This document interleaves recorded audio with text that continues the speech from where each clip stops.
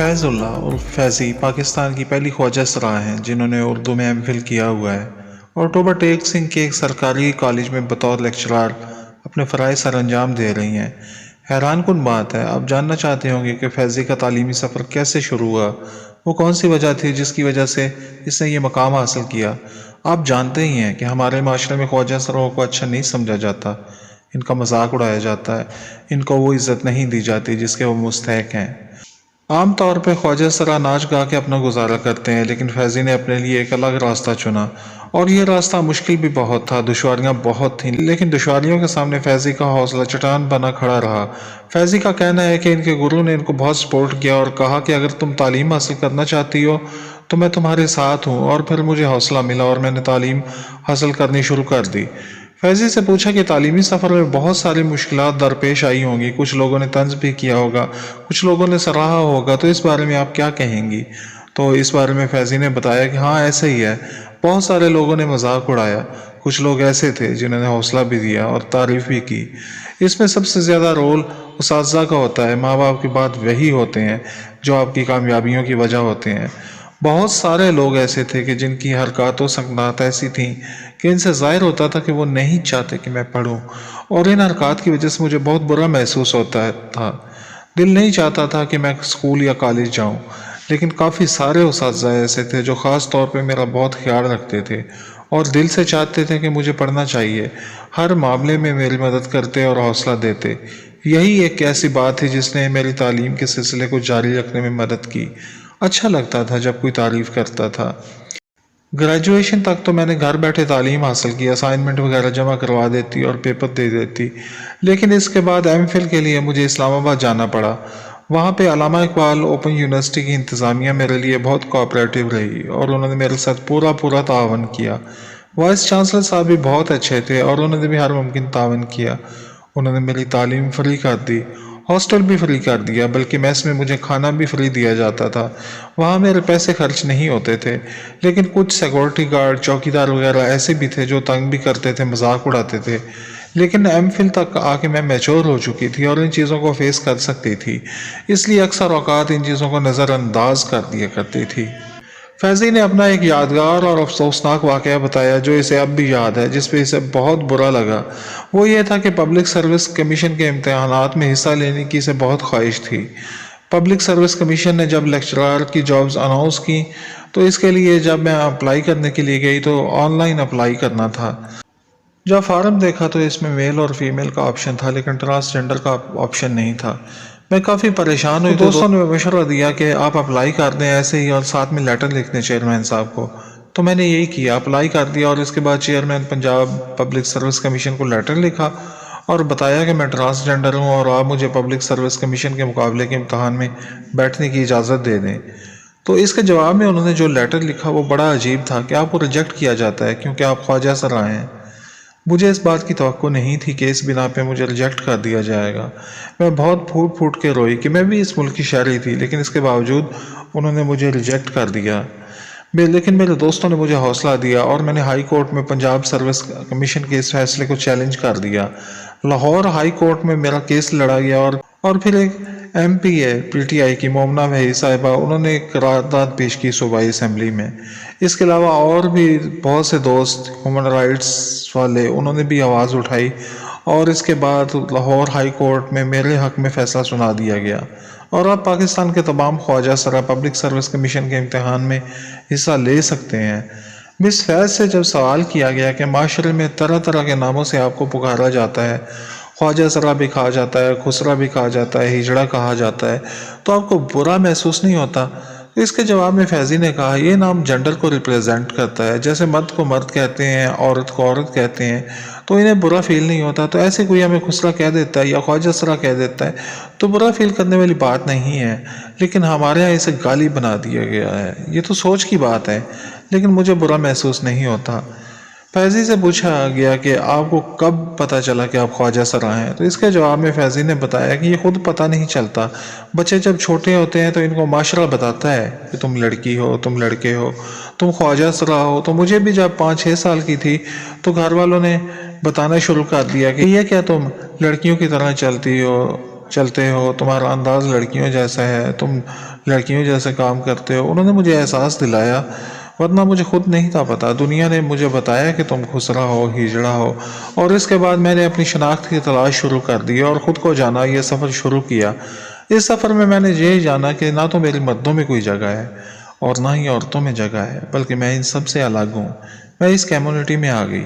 11-12 سال کی عمر تھی میری تب جب میں اپنی اس کمیونٹی میں آئی۔ کچھ لوگ مجھے ملے میرے جیسے، تو ان سے مجھے کوئی اجنبیت محسوس نہیں ہوئی، کیونکہ وہ سب میرے جیسے تھے۔ میں نے کمفرٹیبل فیل کیا اور پھر میں اس کی عادی ہوتی چلی گئی۔ محبت کے بارے میں مس فیضی سے پوچھا کہ کیا آپ کو کوئی مرد اچھا لگا، کبھی کسی مرد سے محبت ہوئی؟ آپ میں عورت کی فیلنگز ہیں، اور فیلنگز ہوں تو کوئی اچھا لگ ہی جاتا ہے۔ آپ کی زندگی میں بھی کچھ ایسا ہوا؟ اس سوال کے جواب میں مس فیضی نے کہا کہ میں نے خود کو کبھی عورت سمجھا ہی نہیں، اور میں ہوں بھی نہیں، بلکہ میں تو خواجہ سرا ہوں۔ ہماری زندگیاں تو ویسے ہی بڑی پریشانیوں کا شکار ہوتی ہیں، بچپن میں بھی الجھنیں ہوتی ہیں، اور اس کے بعد بھی پریشانیاں کم نہیں ہوتی، بڑھتی ہی چلی جاتی ہیں۔ تو ان ساری الجھنوں اور پریشانیوں کے بیچ میں محبت کی کوئی جگہ نہیں ہوتی، اس جذبے کو ہم محسوس ہی نہیں کرتے۔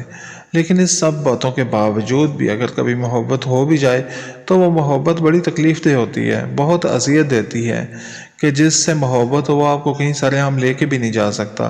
لوگ مذاق اڑاتے ہیں، اس کے والدین آپ کو اپنائیں گے نہیں، بلکہ اس رشتے کو برا سمجھیں گے، باتیں کریں گے، تنقید کریں گے، تکلیف دیں گے۔ سوسائٹی اس رشتے کو کوئی نام نہیں دیتی، ایک بے نام سا رشتہ ہی رہ جاتا ہے۔ اس لیے میں اس رشتے سے دور ہوں۔ کبھی افسوس بھی ہوتا ہے کہ اس رشتے سے دور نہیں رہنا چاہیے تھا، کبھی کبھی فیلنگز بھی آتی ہیں، لیکن ڈر بہت لگتا ہے۔ مس فیضی نے بتایا کہ ایک عام غلط فہمی جو پائی جاتی ہے وہ یہ ہے کہ جب کسی کے گھر میں کوئی ایسا بچہ پیدا ہو جاتا ہے جو خواجہ سرا ہوتا ہے، تو یہ کہا جاتا ہے کہ خواجہ سراؤں کا گرو خود آ کے اس بچے کو لے جاتا ہے، گھر والے اجازت دیں یا نہ دیں لیکن وہ اٹھا کے لے جاتا ہے۔ یہ بات سراسر غلط ہے، ایسا کبھی نہیں ہوا، نہ کوئی خواجہ سرا اس طرح بچے کو اٹھا کے لے کے جاتا ہے، نہ گھر والے اپنی مرضی نہ ہونے کے باوجود اسے جانے دیتے ہیں۔ ایسا کوئی سین نہیں ہے، بلکہ جو خواجہ سرا ہوتے ہیں وہ خود ہی لوگوں کے رویوں سے تنگ آ کے، گھر والوں کے رویے سے تنگ آ کے اپنی کمیونٹی میں آ جاتے ہیں۔ نہ تو مجھے کوئی لینے آیا تھا، نہ میرے گرو کو کوئی لینے آیا تھا، اور نہ ہی میرے آس پاس جتنے بھی جاننے والے خواجہ سرا ہیں ان کو کوئی لے کے گیا تھا۔ وہ خود ہی اپنی مرضی سے اس کمیونٹی میں آئے، کیونکہ ان کی سماج میں کہیں اور جگہ نہیں تھی۔ وہ وہیں رہ سکتے تھے جہاں ان جیسے اور لوگ ہوتے ہیں، ان کے پاس یہی ایک راستہ تھا۔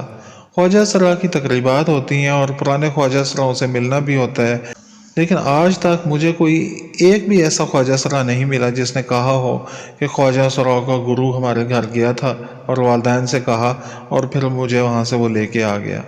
کوئی ایک بھی نہیں ایسا ملا۔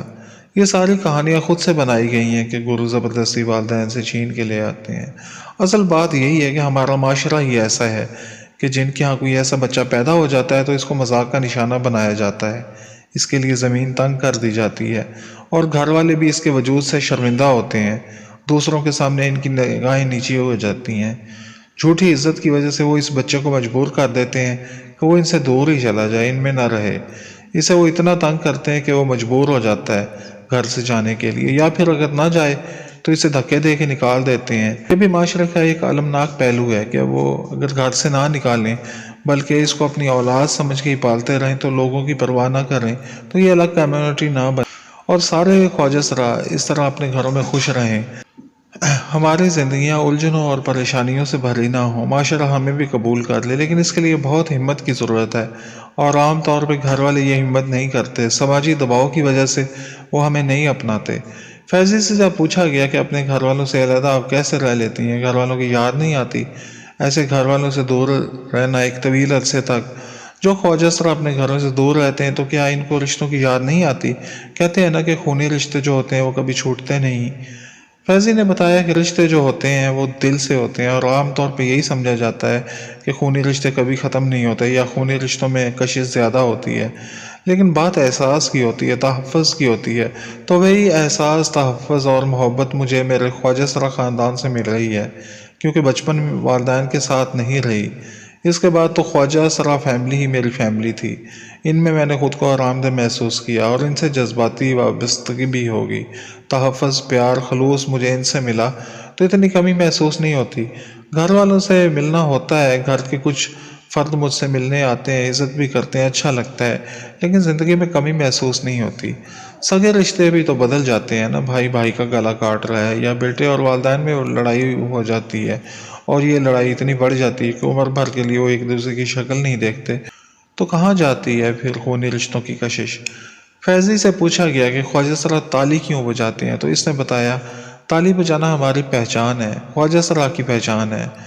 بڑا کمفرٹیبل فیل ہوتا ہے ہمیں تالی بجا کے، ہماری لڑائیاں بھی تالی بجا کے ہوتی ہیں۔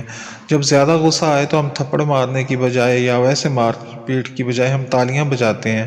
تالی بجانے سے غصہ کم ہو تالی بجانے سے غصہ کم ہو جاتا ہے۔ آپ کہہ سکتے ہیں کہ تالی بجانا خواجہ سرا کا شناختی نشان ہے۔ تدفین کے حوالے سے فیضی نے بتایا کہ جب کسی خواجہ سرا کی موت ہو جاتی ہے تو اس کو ویسے ہی دفنا دیا جاتا ہے جیسے مسلمان مرد یا مسلمان عورت کو دفنایا جاتا ہے۔ ہر خواجہ سرا کو اس کے مذہب کے حساب سے دفنایا جاتا ہے، اس میں کوئی فرق نہیں ہوتا۔ فیضی سے پوچھا کہ ہمارے معاشرے میں خواجہ سرا کو اس لیے برا سمجھا جاتا ہے کہ وہ غلط کام کرتے ہیں، تو اس پر فیضی نے کہا کہ کچھ خواجہ سرا ایسے ہوتے ہیں جو غلط کام کرتے ہیں، لیکن ایسے تو مرد بھی ہوتے ہیں اور ایسی تو عورتیں بھی ہوتی ہیں جو غلط کام کرتی ہیں۔ اکنامکس کا یہ رول ہے کہ طلب ہوگی تو رسد آئے گی، تو ڈیمانڈ کون کرتا ہے ایسے لوگوں کی؟